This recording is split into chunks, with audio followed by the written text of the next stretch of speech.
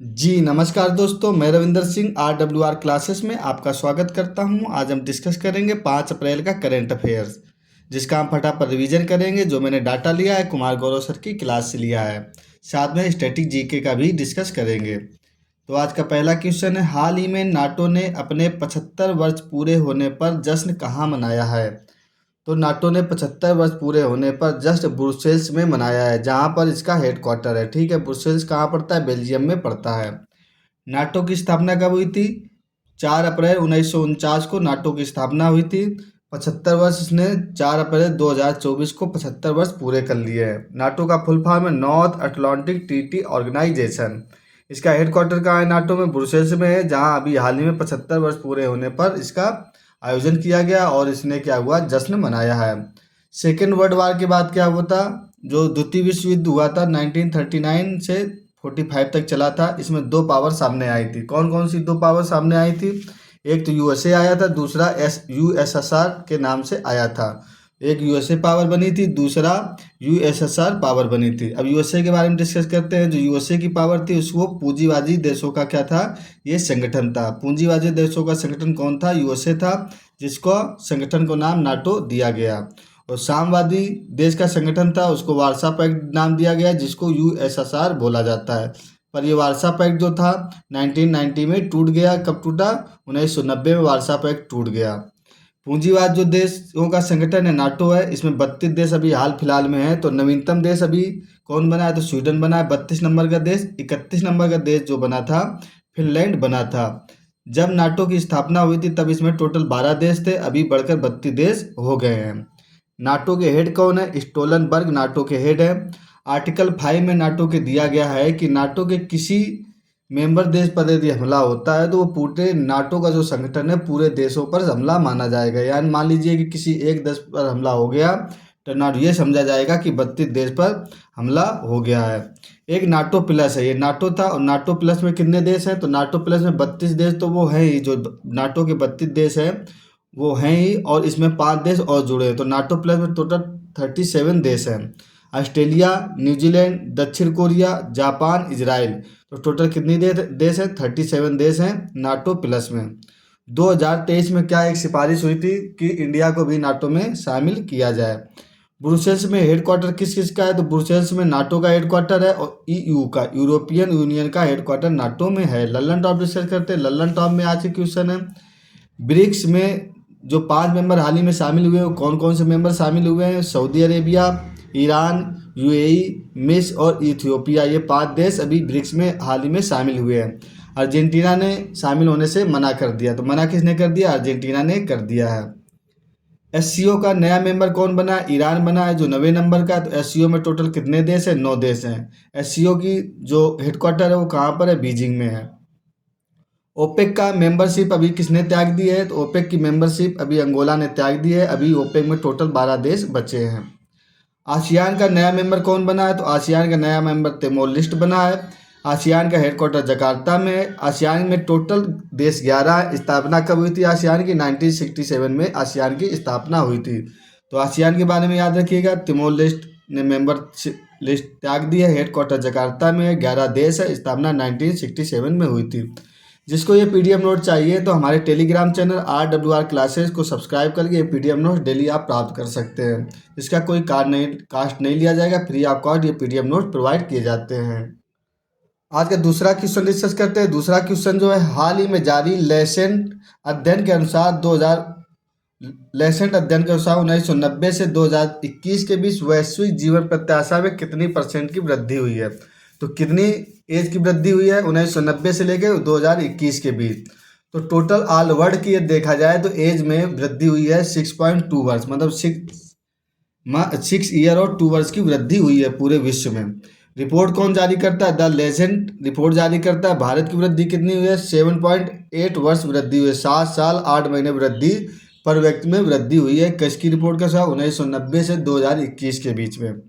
सर्वाधिक ग्रोथ किसकी है? 13.5 वर्ष किसकी है? भूटान की है। भूटान में कितनी ग्रोथ हुई है? 13.5 वर्ष ग्रोथ हुई है। क्यों हुई है? कि महामारी कम होने लगी हैं और जो मेडिकल फैसिलिटी है वो ज़्यादा हो गई है। सर्वाधिक जीवन प्रत्याशा वाला देश कौन सा है? तो 87 वर्ष सर्वाधिक जीवन प्रत्याशा वाला देश है कौन है? मोनाको बन गया है। तो मोनाको सर्वाधिक जीवन प्रत्याशा वाला देश बन गया है। लल्लन टॉप डिस्कस करते हैं। लल्लन टॉप में है खाद्य अवशिष्ट सूचकांक जारी किसने किया है? तो खाद्य अवशिष्ट सूचकांक जो जारी करता है यूएनईपी जारी करता है। मानव विकास सूचकांक के मूल अधिकार कौन कौन से हैं? तो मानव विकास सूचकांक के 3 आधार होते हैं। इसको जारी करने वाला यूएनडीपी है। इंडिया की रैंक 134 है। तो इंडिया की रैंक कितनी है मानव विकास सूचकांक में? 134 है। और जो 3 आधार हैं वो कौन कौन से 3 आधार हैं? जीवन प्रत्याशा, पर कैपिटल इनकम और साक्षरता। ये मानव विकास सूचकांक के 3 आधार हैं। यूएनडीपी इसको जारी करता है। ग्लोबल इकोनॉमिक आउटलुक जारी कौन करता है? आईएमएफ जारी करता है। सर्वाधिक जनसंख्या कहाँ है किस राज्य में? उत्तर प्रदेश में। न्यूनतम जनसंख्या सिक्किम में है। क्षेत्रफल के हिसाब से देखा जाए भारत का सबसे बड़ा राज्य राजस्थान है और सबसे छोटा राज्य गोवा है। आज का तीसरा नंबर क्वेश्चन डिस्कस करते हैं। तो तीसरा नंबर क्वेश्चन है हाल ही में राष्ट्रपति द्रौपदी मुर्मू ने किस देश की पहली घरेलू जीन थेरेपी कार्ड का लॉन्च किया? मैंने कार्ड के बारे में CAR-T के बारे में पहले भी बताया है। तो राष्ट्रपति द्रौपदी मुर्मू ने हाल ही में जो कार्ड सेल थेरेपी इसको लॉन्च किया है कहाँ किया है? IIT बॉम्बे में इसको लॉन्च किया गया है। ये कार्ड क्या होता है? ये भारत की पहली देसी जीन थेरेपी है। इसमें क्या होगा? कैंसर का इलाज किया जाएगा। USA में जो CAR-T सेल थेरेपी होती है 5 करोड़ में इलाज होता है। इंडिया में इसमें 40 लाख रुपए में कार्ड सेल थेरेपी से इलाज होगा। डेवलपमेंट इसको किसने किया? IIT बम्बई ने किया है और टाटा मेमोरियल ने मिलकर इसको डेवलपमेंट किया। तो IIT बॉम्बे और टाटा मेमोरियल दोनों को नाम याद रखिएगा, इन दोनों ने मिलकर इसका डेवलपमेंट किया है। कार्ड का फुल फॉर्म देख लेते हैं, एग्जाम में पूछा जा सकता है। तो सिरामिक क्या होता है? सिरामिक एंटीजन रिसेप्टर इसका फुल फॉर्म होता है। T फॉर होता है टी सेल। टी सेल क्या होता है? टी सेल होकर रोगों को लड़ने का जो ब्रह्मास्त्र होता है, जो क्षमता सबसे ज़्यादा होती है किसमें होती है? टी सेल में होती है। तो टी सेल भी याद रखिएगा। लल्लन टॉप डिस्कस करते हैं। लल्लन टॉप में आज के क्वेश्चन कैंसर के अध्ययन को क्या कहा जाता है? तो कैंसर के अध्ययन को ऑन्कोलॉजी कहा जाता है। और कैंसर डे कब मनाया जाता है? 4 फरवरी को कैंसर डे मनाया जाता है। ल्यूकेमिया को क्या कहा जाता है? ल्यूकेमिया इसको क्या कहते हैं? ब्लड कैंसर भी कहा जाता है। इसमें क्या होती है? WC जो होते हैं वाइट ब्लड कार्पोरेट जो होते हैं वो क्या होते हैं? बढ़ जाते हैं। तो WC बढ़ जाते हैं ल्यूकेमिया में, इसको ब्लड कैंसर कहा जाता है। सर्वावैक्स क्या है? तो सर्वावैक्स सर्वाइकल कैंसर की ये फर्स्ट वैक्सीन है। किसने बनाया इसको सर्वावैक्स को? Serum institute of India Pune ने इसको बनाया है। कैंसर के उपचार के लिए सामान्यतः किस समस्थानिक का प्रयोग किया जाता है? तो कैंसर के उपचार के लिए कोबाल्ट 60 का प्रयोग किया जाता है। हमारे PDF नोट्स पाने के लिए हमारे टेलीग्राम चैनल RWR क्लासेस को सब्सक्राइब कर लीजिए, जहां पर आपको ये 110 PDF नोट्स मिल जाएंगे। आज का चौथा क्वेश्चन है हाल ही में 1000 यानी कि 10,000 लिखा है, हाल ही में 10,000 मेगावाट की नवीकरणीय ऊर्जा क्षमता हासिल करने वाली पहली देशी कंपनी कौन बन गई है? तो 10,000 मेगावाट की नवीकरणीय ऊर्जा को हासिल करने वाली पहली company Adani green energy limited बन गई है। कौन बन गई? Adani green energy limited. ये सबसे ज़्यादा ऊर्जा कहाँ से प्राप्त करेगा? सौर ऊर्जा से, और सेकेंड नंबर पवन ऊर्जा से प्राप्त करेगा। जो ग्रीन एनर्जी होती है या नवीकरणीय ऊर्जा होती है प्रदूषण रहित होती है, ये स्वच्छ ऊर्जा होती है और ये समाप्त ना होने वाली नवीकरणीय ऊर्जा होती है। अब गीगावाट और मेगावाट में अंतर जान लेते हैं। गीगावाट का मतलब होता है 10 की पावर 9 और मेगावाट का मतलब होता है 10 के पावर 6। दोनों में अंतर कितना होता है? 1000 यानी कि 10 के पावर 3 का अंतर होता है गीगावाट और मेगावाट में। अडानी ग्रुप अभी हाल ही में क्या कर रहा है? विश्व का बिगेस्ट प्लांट स्थापित कर रहा है। कहाँ पर कर रहा है बिगेस्ट प्लांट नवीकरणीय ऊर्जा का? खांगड़ा गुजरात में, ये खावड़ा गुजरात नामक जगह पर ये बिगेस्ट प्लांट, वर्ल्ड का सबसे बिगेस्ट प्लांट नवीकरणीय ऊर्जा का स्थापित कर रहा है। कौन? अडानी ग्रुप। टारगेट इसका कितना रहेगा? टारगेट रहेगा 30 गीगावाट इसका टारगेट रहने वाला है। लल्लन टॉप डिस्कस करते हैं। लल्लन टॉप में है भारत के पंचामृत जो लक्ष्य है, पंचामृत योजना किससे संबंधित? नवीकरणीय ऊर्जा से संबंधित। इसके उद्देश्य क्या है? तो ये स्वच्छ ऊर्जा को बढ़ावा देती है। इसके जो 5 लक्ष्य रखे गए, नेट जीरो कार्बन इमिशन 2070 तक, गैर जीवाश्म ऊर्जा 2030 तक, 500 गीगावाट इसका लक्ष्य है। नवीकरणीय ऊर्जा का 50% यूज करना 2030 तक। 2030 तक कमी कितने लाएगा? कार्बन उत्सर्जन में 45% की कमी लाने वाला है। कार्बन इमिशन में कमी कितना है? 1 बिलियन टन की कमी लाएगा। 2030 तक 1 बिलियन टन की कमी लाने वाला है। ठीक है, तो भारत पंचामृत के लक्ष्य कितने हैं? 5 लक्ष्य हैं। आज का पांचवा क्वेश्चन डिस्कस करते हैं। पांचवा क्वेश्चन है, हाल ही में सीरिया में ईरानी दूतावास पर किसने हमला किया है? तो ईरानी दूतावास पर किसने हमला किया है? इजराइल ने हमला किया है। इजराइल की संसद का नाम नीसेट है और खुफिया एजेंसी इजराइल की कौन सी है? तो खुफिया एजेंसी का नाम मोसाद है। तो याद रखिएगा, इजराइल की संसद का नाम नीसेट, खुफिया एजेंसी मोसाद है। सीरिया की राजधानी क्या है? दमिश्क है और ईरान की राजधानी तेहरान है।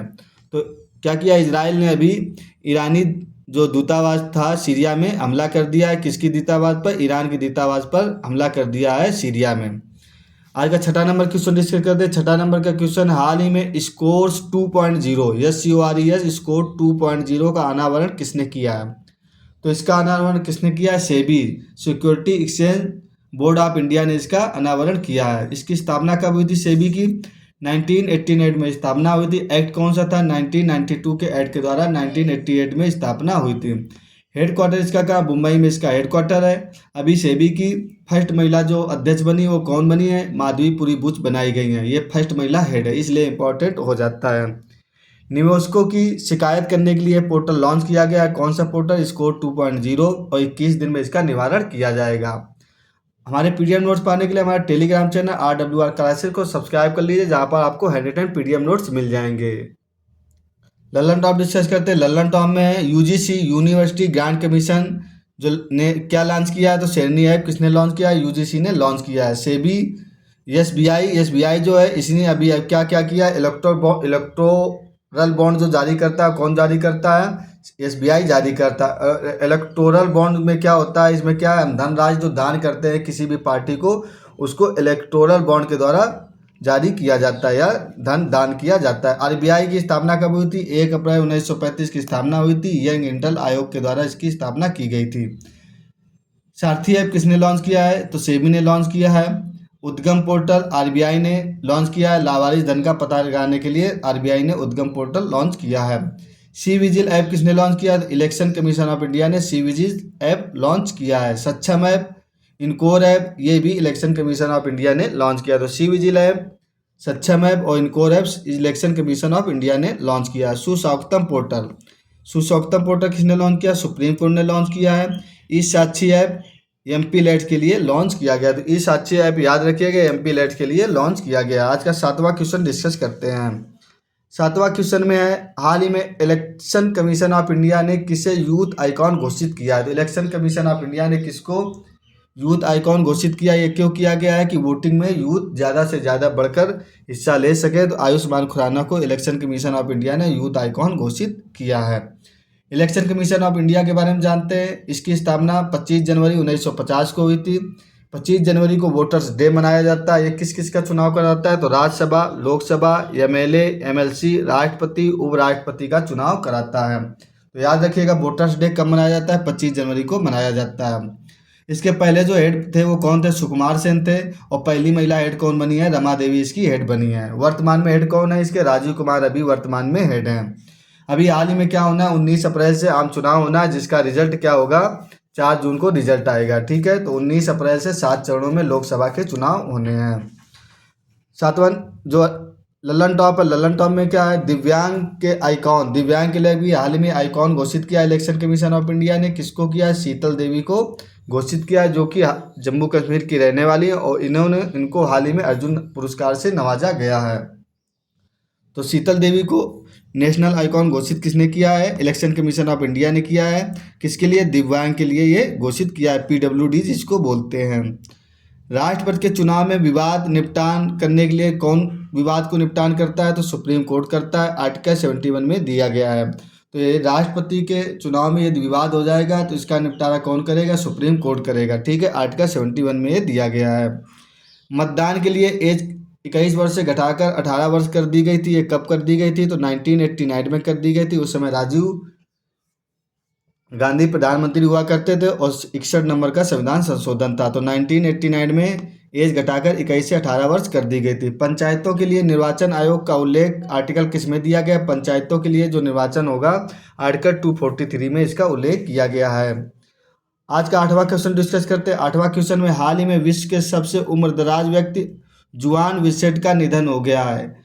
इनकी एज कितनी थी? 114 वर्ष इनकी एज थी। नाम क्या? जुआन विंसेंट। ये कहाँ के रहने वाले थे? वेनेजुएला के रहने वाले थे। वर्तमान में सबसे बुजुर्ग जीवित व्यक्ति कौन सा है अभी हाल में? तो 112 वर्ष के हैं सोनाबो, जो कहाँ के रहने वाले हैं? जापान के रहने वाले हैं। याद रखिएगा 114 वर्ष के जो थे उनका हाल ही में निधन हुआ, वो वेनेजुएला के रहने वाले थे। अभी हाल में जो विश्व के सबसे ज़्यादा उम्रदराज व्यक्ति हैं वो सोनाबो हैं, वो जो कि जापान के रहने वाले, उनकी एज 112 वर्ष है। वेनेजुएला के बारे में जानते हैं। वेनेजुएला की राजधानी कराकस है, मुद्रा बोलीवर है। क्या है? मुद्रा बोलीवर है।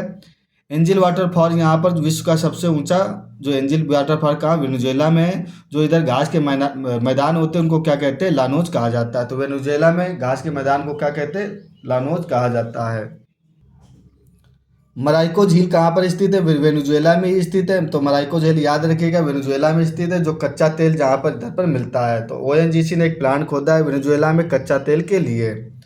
नवा क्वेश्चन, हाल ही में लॉन्च भारत की एआई सॉफ्टवेयर इंजीनियर कौन बन गई? तो हाल ही में भारत ने क्या किया है?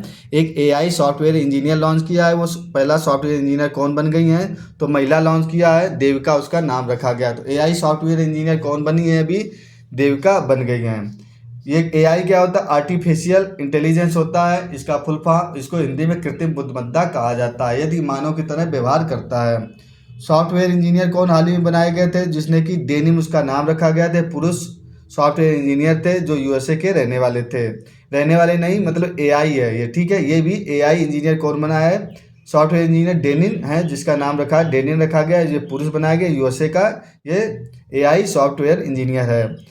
अभी हाल ही में एंकर बनाई गई थी उड़ीसा में, वो कौन सी एंकर थी? एआई एंकर कौन बनी है? लीसा बन गई है। और भारत की पहली एआई फिल्म कौन सी बनेगी? इराह बनेगी। तो भारत की पहली एआई एंकर लीसा बनी है। एआई फिल्म कौन बनी? इराह बनी है। लल्लन टॉप डिस्कस करते हैं। लल्लन टॉप में एआई सेफ्टी जो समिट हाल ही में हुई है, वो उसका आयोजन कहाँ किया गया? ब्लेचले में किया गया। ब्लेचले कहाँ पड़ता है? इंग्लैंड में पड़ता है, ठीक है। एआई सेफ्टी समिट का आयोजन, मोस्ट इंपॉर्टेंट क्वेश्चन है, ब्लेचले में हुई है, जिसका जो कि इंग्लैंड में पड़ता है। एआई टीचर अभी हाल ही में घोषित की गई केरल में, वो एआई टीचर कौन है? आइरिस है। एआई स्कूल अभी भारत में खुला है, अभी फर्स्ट एआई स्कूल भी भारत में खोला गया है। तो एआई टीचर कौन है? आइरिस है। और एआई स्कूल केरल में खोला गया है। आगे 10वां क्वेश्चन डिस्कस करते हैं। 10वां क्वेश्चन, हाल ही में दुनिया के पहले डाक टिकट कॉपर टिकट के 250वें वर्ष का समारोह कहाँ आयोजित हुआ है? तो भारत में क्या हुआ है? एक समारोह आयोजन किया गया है, जो डाक टिकट 250 वर्ष जिसके हो गए थे उसका आयोजन किया गया है। वो कहाँ किया गया है? बिहार में किया गया है। तो लॉन्च कब की गई थी? टिकट 1774 ईस्वी में लॉन्च की गई थी। पटना में इस टिकट का लॉन्च किया गया था। जो अभी क्या हुआ, इसका 250 वर्ष पूरे हो गए, इसका क्या हुआ? समारोह अभी बिहार में इसका किया गया, क्योंकि टिकट 1774 ईस्वी में पटना में लॉन्च की गई थी।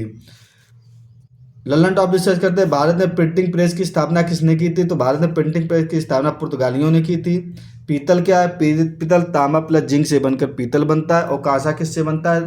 तो जो कापर प्लस टिन से बनकर कांसा बनता है। तो कापर प्लस टिन से बनकर क्या बनता है? कांसा बनता है। और तांबा प्लस जिंक से मिलकर तांबा पीतल बनता है। कापर सल्फेट को किस नाम से जानते हैं? तो कापर सल्फेट को नीला तोता के नाम से जाना जाता है। सिक्कों के अध्ययन को क्या कहा जाता है? तो सिक्कों के अध्ययन को न्यूमिस्मेटिक्स कहा जाता है। याद रखिएगा, सिक्कों के अध्ययन को क्या कहते हैं? न्यूमिस्मेटिक्स कहा जाता है। आज का 11 नंबर पॉइंट है, तमिलनाडु के राज्यपाल आर्यन रवि ने परमवीर चक्र गार्डन का किया उद्घाटन। तो तमिलनाडु के जो राज्यपाल है आर्यन रवि, उन्होंने परमवीर चक्र गार्डन का स्थापन या उद्घाटन किया है। हमारे पीडीएफ नोट्स पाने के लिए हमारा टेलीग्राम चैनल RWR क्लासेस को सब्सक्राइब कर लीजिए, जहाँ पर ये हैंड रिटन पीडीएफ नोट्स आपको मिल जाएंगे। दूसरी सूचना ये है, इस चैनल पर मैं आपको पॉलिटी की क्लास दे रहा हूँ, उनके हैंड रिटन नोट्स भी दे रहा हूँ। तो हमारा ये चैनल सब्सक्राइब जरूर कर लें, लाइक और शेयर करना ना भूलें। Okay, thank you for watching.